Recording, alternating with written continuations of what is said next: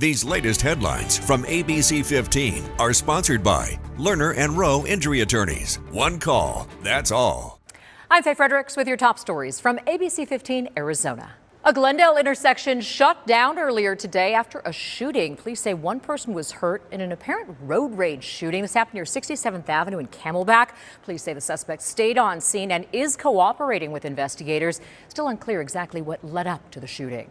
An update to a story we first brought you this morning about a bus crash that killed one person and hurt two others. Phoenix police say two transit employees had just gotten onto a circular bus at a transit facility.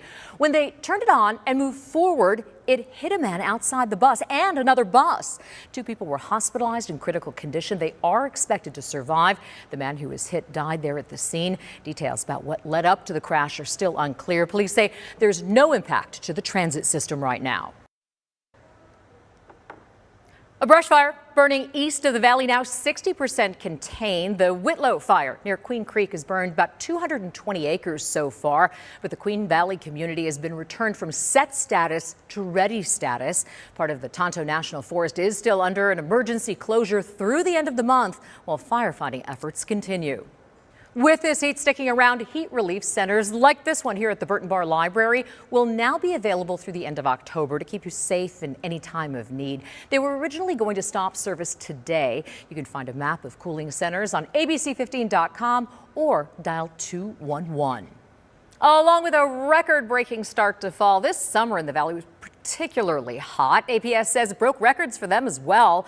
On August 4th, the utility says customers set a new record for peak energy demand with more than 8.2 thousand megawatts. Previous record was more than 8.1 set last July. Energy demand was over 8,000 megawatts on 4 separate days this year. During winter, peak demand usually ranges between 4,000 and 5,200 megawatts. Some really shocking news out of Washington, D.C. ABC 15 learning a former television journalist from here in Phoenix tried to light himself on fire during a pro-Palestinian protest. Want to warn you, the video you're about to see, it is graphic. According to D.C. police, the man you see here was taken to the hospital after attempting to light himself on fire. Officials able to put out those flames. He is expected to survive. ABC 15 has learned he no longer works for the Phoenix news organization. Helene already starting to hit homeowners in the wallet. The hurricane caused up to $47.5 billion worth of damage, according to CoreLogic. The data analytics firm adds about half of that total comes from uninsured flood losses. Helene's impact being felt in 16 states, including Florida, Georgia, and of course the Carolinas. This year's El Nino was one of the strongest ever, but scientists say that could happen more in the future. Researchers at the University of Colorado Boulder ran computer models looking at El Nino events moving forward. They predict that half of El Ninos could be considered extreme by the year 2050 if our rate of greenhouse gases continue to enter the atmosphere at our current pace. The co-authors of the study say it's a warning that people need to reduce their reliance on fossil fuels and limit global warming.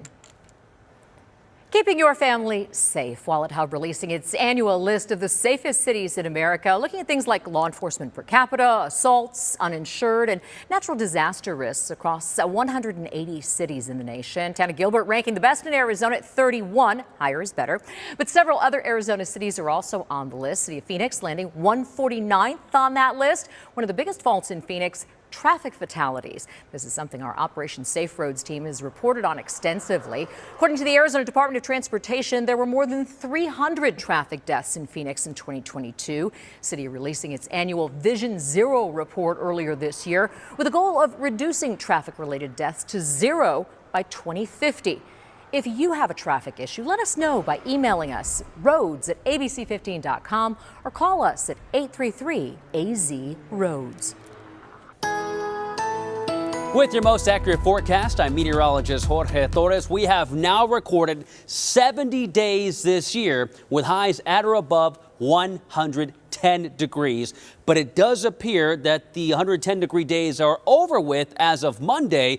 But we do remain in weather action mode through Tuesday because of the dangerous heat that will continue, at least here in the valley. Starting off with temperatures in the morning at 80 degrees at 6 o'clock, heating up to 101 already by midday, and forecasting another record-setting high, calling for a high of 107, breaking the previous record of 104 set back in 1987. The rest of your 7-day forecast showing those highs around 105 plus through at least the early part of the weekend, with overnight lows close to 80 degrees as well. Then we start dropping those temperatures gradually Sunday and Monday of next week. Flagstaff will hold on to some scattered storm chances for the next couple of days, with highs remaining in the upper 70s through Saturday, then cooling down next week with highs in the mid 70s and lows in the upper 30s to low 40s.